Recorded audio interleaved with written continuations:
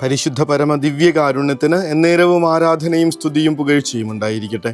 പരിശുദ്ധ പരമ ദിവ്യകാരുണ്യത്തിന് എന്നേരവും ആരാധനയും സ്തുതിയും പുകഴ്ചയും ഉണ്ടായിരിക്കട്ടെ. പരിശുദ്ധ പരമ ദിവ്യകാരുണ്യത്തിന് എന്നേരവും ആരാധനയും സ്തുതിയും പുകഴ്ചയും ഉണ്ടായിരിക്കട്ടെ. വചനത്തിൽ ഏറ്റവും കൂടുതൽ സ്വാധീനിച്ചിട്ടുള്ളൊരു വചനം അതാണ്. മനുഷ്യൻ്റെ ആഗ്രഹമോ പ്രയത്നമോ അല്ല, കർത്താവിൻ്റെ കൃപയാണ് എല്ലാറ്റിലും പ്രധാനം. മനുഷ്യൻ്റെ ആഗ്രഹമോ പ്രയത്നമോ അല്ല, കർത്താവിൻ്റെ കൃപയാണ് എല്ലാറ്റിനും പ്രധാനം. ഞങ്ങളുടെ കഴിവ് കൊണ്ടാണ്, ഞങ്ങളുടെ പരിശ്രമം കൊണ്ടാണ് ഇതൊക്കെ നേടിയെടുത്തതെന്ന് പറയുന്ന മനുഷ്യരോട് ഇങ്ങനെ വചനം ഓർമ്മപ്പെടുത്തുന്ന കാര്യമാണ്. നിങ്ങളുടെ പരിശ്രമം കൊണ്ടോ നിങ്ങളുടെ ആഗ്രഹം കൊണ്ടോ നടന്നതല്ല, കർത്താവ് മനസ്സായതുകൊണ്ട് മാത്രം അവിടുത്തെ കാരുണ്യം കൊണ്ട് നടന്ന കാര്യങ്ങളാണ് ഇന്ന് വരെ ജീവിതത്തിൽ സംഭവിച്ചിട്ടുള്ളത്. ഒരു ചുങ്കക്കാരനും ഫരിസേയനും പ്രാർത്ഥിക്കാൻ പോയി. ഫരിസേയൻ്റെ ആ ഒരു നിൽപ്പുണ്ടല്ലോ കർത്താവിൻ്റെ മുൻപിൽ, ഞാനിതൊക്കെ ചെയ്യുന്നതാണ്, അതുകൊണ്ട് ഞാൻ അനുഗ്രഹത്തിന് പാത്രമാവേണ്ടവനാണെന്നുള്ള വലിയ അഹങ്കാരത്തിൻ്റെ ഒരു ശരീരഭാഷയുണ്ട്. അതിൽ കർത്താവ് സംപ്രീതനായില്ല എന്ന് പറയുമ്പോൾ ഈ വചനമൊന്ന് കൂട്ടി വായിക്കണം. മനുഷ്യൻ്റെ ആഗ്രഹമോ പ്രയത്നമോ അല്ല, കർത്താവിൻ്റെ കൃപയാണ് എല്ലാറ്റിലും പ്രധാനം. എന്നിട്ടും അവൻ രക്ഷിക്കപ്പെട്ടവനാകാതെ മടങ്ങിപ്പോകേണ്ടി വന്നതിൻ്റെ കാരണം ആ കൃപയിൽ എല്ലാം ചെയ്തിരുന്നല്ലോ ആ മനുഷ്യൻ. അയാൾ തന്നെ പറയുന്നുണ്ട്, ചെയ്യുന്ന നന്മകളെക്കുറിച്ച്, പൂർത്തീകരിക്കുന്ന ആചാര അനുഷ്ഠാനങ്ങളെക്കുറിച്ച് ഒക്കെ അഭിമാനത്തോടു കൂടെ അയാൾ പറയുന്നുണ്ട്. ചിലപ്പോൾ ഇത്തിരി അഹങ്കാരം കലർന്നൊരു വാക്കുകളിൽ തന്നെ. അവിടെ നഷ്ടപ്പെട്ടു പോയത്, കർത്താവെ നിൻ്റെ കൃപയൊന്നുകൊണ്ട് മാത്രമാണ് ഞാൻ ജീവിച്ചിരിക്കുന്നത് പോലും എന്നുള്ള മനോഭാവമായിരുന്നു. അപ്പുറത്ത് മറ്റൊരു മനുഷ്യനെ നമ്മൾ കാണും, പാപം ചെയ്ത് തെറ്റുകാരനാണെന്നുള്ള ബോധ്യമുണ്ടാകുമ്പോഴും അയാൾ കർത്താവിൻ്റെ കരുണയിൽ ആശ്രയിക്കുന്നത്. ഈ കരുണയിൽ ആശ്രയിക്കുന്ന മനുഷ്യരെ താൻ തിരിച്ചു കൊണ്ടുവരുമെന്നുള്ളതാണ് വചനം ഒന്നാമത്തെ വായന കർത്താവ് നമ്മളോട് ഓർമ്മപ്പെടുത്തുന്നത്. ഇന്നലെ കർത്താവ് നമ്മളെ കം ബാക്ക് എന്ന് പറഞ്ഞ് വിളിക്കുന്ന ഒരു രംഗമായിരുന്നെങ്കിൽ, ഇന്ന് ഈ പാവപ്പെട്ട മനുഷ്യർ, കർത്താവിൻ്റെ കരുണയിലും കൃപയിലും മാത്രം ആശ്രയിക്കുന്ന മനുഷ്യരുടെ അതിനുള്ള റെസ്പോൺസ് നമ്മൾ കാണുന്നത്. വരുവിൻ, നമുക്ക് കർത്താവിങ്കലേക്ക് മടങ്ങിപ്പോകാം. കർത്താവിങ്കിലേക്ക് മടങ്ങിപ്പോകാം. എങ്ങനെയുള്ള കർത്താവ്? അവിടുന്ന് നമ്മെ ചീന്തിക്കളഞ്ഞു, അവിടുന്ന് തന്നെ നമ്മെ സുഖപ്പെടുത്തും. നമ്മുടെ ജീവിതത്തിൽ ഈ പ്രയാസമൊക്കെ വന്നിട്ടുണ്ട്, പക്ഷേ അത് കർത്താവ് അറിയാതെ അല്ല വന്നത്. അതുകൊണ്ട് തന്നെ കർത്താവ് നമ്മളെ റെസ്റ്റോർ ചെയ്യുന്നുള്ള ഒരു പ്രത്യാശയോടുകൂടെ കർത്താവിൻ്റെ കരുണയിലേക്ക് ജീവിതം സമർപ്പിക്കുന്ന മനുഷ്യർ. ഈ ശരിക്കും പറഞ്ഞാൽ നമ്മളിങ്ങനെ അമ്മ തല്ലിയിട്ട് അതേ അമ്മയെന്ന് വിളിച്ചിട്ട് ഇതേ അമ്മയുടെ അടുത്തേക്ക് തിരിച്ചു പോകുന്ന കുഞ്ഞുങ്ങളെ കണക്ക് അമ്മമാരെ നമ്മളെ തല്ലാറുണ്ട്. എന്നിട്ട് നമ്മൾ അമ്മയോട് ദേഷ്യം വെച്ചുകൊണ്ടിരിക്കണമല്ലല്ലോ. അമ്മ തല്ലുമ്പോഴും നമ്മൾ നിലവിളിക്കുന്നത് അമ്മയെന്ന് പറഞ്ഞു തന്നെ. നമ്മളെ തല്ലിയ അതേ അമ്മയുടെ അടുത്തിട്ട് നമ്മൾ തിരിച്ചു പോകണേ. കാരണം അമ്മയ്ക്കല്ലാതെ നമ്മളെ ആശ്വസിപ്പിക്കാൻ പറ്റില്ല എന്ന്, നമ്മളെ പിന്നെയും ചേർത്ത് പിടിച്ച് സ്നേഹിക്കാൻ പറ്റില്ല എന്ന് നമുക്കറിയാം. ഇതേ കാര്യമാണ് പറയണേ. കർത്താവ് നമ്മളെ ചീന്തിക്കളഞ്ഞു, അവിടുന്ന് തന്നെ നമ്മളെ സുഖപ്പെടുത്തും. അവിടുന്ന് നമ്മെ പ്രഹരിച്ചു, അവിടുന്ന് തന്നെ നമ്മുടെ മുറിവുകൾ വച്ച് കെട്ടും. ഈ 2 ദിവസത്തിന് ശേഷം അവിടുന്ന് നമുക്ക് ജീവൻ തിരിച്ചു തരും. 3-ാം ദിവസം അവിടുന്ന് നമ്മെ ഉയർപ്പിക്കും. ഇതാണ് പ്രത്യാശ. ഇതാണ് ആ കർത്താവിൻ്റെ കൃപയിലേക്ക് ഒരാളെ ഏൽപ്പിച്ചു കൊടുക്കുമ്പോൾ കിട്ടാൻ പോകുന്നൊരു പോസിറ്റീവ് മൈൻഡ്. അവിടുന്ന് നമ്മളെ ചീന്തിക്കളഞ്ഞു, എന്നാൽ അവിടുന്ന് നമ്മളെ സുഖപ്പെടുത്തും. അവിടുന്ന് നമ്മെ പ്രഹരിച്ചു, എന്നാൽ അവിടുന്ന് തന്നെ നമ്മുടെ മുറിവുകൾ വെച്ച് കെട്ടും.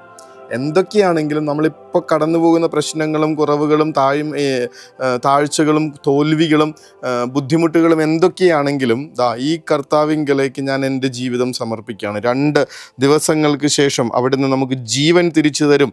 3-ാം ദിവസം അവിടുന്ന് നമ്മെ ഉയർപ്പിക്കും. ഉദ്ധാനത്തിലേക്കുള്ള യാത്രയാണല്ലോ ഇതിലെ ഏറ്റവും നല്ല ഒരു റെഫറൻസ് പോയിന്റ്. അത് തന്നെയാണ് ഹോസിയ പ്രവാചകന്റെ പുസ്തകം 6-ാം അധ്യായം 3-ാമത്തെ തിരുവചനമാണ്. 2 ദിവസങ്ങൾക്ക് ശേഷം അവിടുന്ന് നമുക്ക് ജീവൻ തിരിച്ചു തരും. 3-ാം ദിവസം അവിടുന്ന് നമ്മെ ഉയർപ്പിക്കും. ഒരിക്കലും ഇങ്ങനെ കർത്താവിൽ ആശ്രയിച്ച് നിൽക്കുന്നവർ ഇങ്ങനെ മരിച്ചവരെ കണക്ക് കിടക്കേണ്ടി വരില്ല എന്നുള്ളതാണ്. എന്നാൽ കർത്താവിൽ ആശ്രയിക്കാത്ത ഒരാൾ അവൻ ജീവനിലേക്ക് എടുക്കപ്പെടില്ല എന്നുള്ളതാണ് കർത്താവ് പറയുന്ന ഉപമ.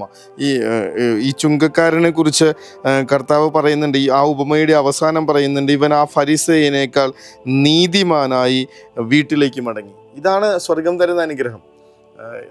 ഇത്രയും നന്മ ചെയ്തിട്ട് തലയും കുനിച്ചു പോകേണ്ടി വരുന്ന ഫരിസേയൻ, ഇത്രയും പാപിയായിട്ട് തല ഉയർത്തിപ്പിടിച്ച് ഫരിസേയനേക്കാൾ നീതിമാനായി സ്വർഗീയത്തിൻ്റെ അനുഗ്രഹങ്ങളും നിറച്ച് മടങ്ങിപ്പോകുന്ന ചുങ്കക്കാരൻ. എന്തായിരുന്നു ഡിഫറൻസ്? ഒറ്റ കാര്യമുള്ളൂ. ഒരാൾ കർത്താവിൽ ആശ്രയിച്ചു, മറ്റൊരാൾ തൻ്റെ തന്നെ നന്മകളെക്കുറിച്ച് വമ്പ് പറഞ്ഞു. തമ്പുരാനെ, ഇനിയെങ്കിലും അങ്ങയിൽ ആശ്രയിക്കുന്നവരായി ജീവിക്കാൻ, അങ്ങനെ ഉദ്ധാനത്തിൻ്റെ മഹിമയിലേക്ക് അങ്ങ് ഞങ്ങളെ ഏതൊരു പാതാളക്കുഴിയിൽ നിന്നും രക്ഷിക്കുമെന്നുള്ള പ്രത്യാശയിൽ മുന്നോട്ട് നടക്കാൻ ഞങ്ങൾക്ക് തെളിച്ചം തരണമേ എന്ന് പ്രാർത്ഥിക്കാം. അതിനായി ഞങ്ങളെ തന്നെ അങ്ങയുടെ കൃപയ്ക്ക് സമർപ്പിക്കാനായിട്ട്. കർത്താവ്, നിനക്കെൻ്റെ കൃപ മതി എന്ന് അപ്പസ്തലനോട് പറയുന്ന കർത്താവിനെ നമ്മൾ കാണും. ശരിയാണ്, ഒരുപാട് പ്രശ്നങ്ങൾ, ഒരുപാട് ബുദ്ധിമുട്ടുകൾ, മുറിവുകൾ, രോഗാവസ്ഥകൾ, വേദനകൾ, എങ്കിലും കർത്താവ് നമ്മളോട് പറയും, നിനക്കെൻ്റെ കൃപ മതിയെന്നേ. ഇതിൽ നിന്നൊക്കെ നീ ഉയർത്തെഴുന്നേൽക്കും, ഇതിനെയൊക്കെ നീ അതിജീവിക്കും ഉറപ്പായിട്ടും. നിനക്ക് തോന്നുന്നുണ്ടാവും ഞാൻ നിന്നെ പ്രഹരിക്കുന്നതാണെന്ന്. പക്ഷേ ആ അമ്മയെ കണക്ക്, കുഞ്ഞ് തല്ലിക്കഴിഞ്ഞാലും കുഞ്ഞ് തിരിച്ചു ചെല്ലുന്ന കണക്ക് എൻ്റെ അടുത്തേക്ക്, എൻ്റെ കൃപയിലേക്ക്, എൻ്റെ കരുതലിലേക്ക് നീ ഒന്ന് തിരിച്ചു വാ. തീർച്ചയായിട്ടും 2 ദിവസങ്ങൾക്ക് ശേഷം നിനക്ക് ജീവൻ തിരിച്ചു കിട്ടും. 3-ാം ദിവസം അവിടെ നിന്ന് നിന്നെ ഉയർപ്പിക്കും. ഒരിക്കലും ഇങ്ങനെ മരിച്ചവരെ കണക്കോ തോൽപ്പിക്കപ്പെട്ടവരെ കണക്കോ തളർന്ന് ജീവിക്കേണ്ടി വരില്ല. അവിടുന്ന് ഉയർപ്പിക്കുക തന്നെ ചെയ്യും. ഒറ്റ കാര്യം മാത്രം, സ്വന്തം ശരീരശക്തിയിലല്ല, സ്വന്തം കഴിവുകളിലല്ല, നേരെ മറിച്ച് കർത്താവെ, എല്ലാം നിൻ്റെ കൃപ കൊണ്ട് മാത്രമാണെന്നുള്ള തിരിച്ചറിവോടും വിളിച്ചു പറയലോടും കൂടെ ജീവിക്കാനായാൽ ഉയർപ്പ് ഉറപ്പാണെന്ന്. ആ കർത്താവിൻ്റെ കരുണയിലേക്കും അവിടുത്തെ കൃപയിലേക്കും മാത്രം നമ്മളെ ചേർത്ത് വെച്ചുകൊണ്ട്, കർത്താവെ, ഞാൻ പാപിയാണെന്നുള്ള താഴ്മയായ ഏറ്റുപറച്ചിലോടുകൂടെ അവിടുത്തെ വലിയ ആശീർവാദത്തിനായി പരിശുദ്ധ പരമദിവ്യകാരുണ്യമേ, അനന്ത സ്നേഹമേ, പരിശുദ്ധ പരമദിവ്യകാരുണ്യമേ, അനന്ത സ്നേഹമേ.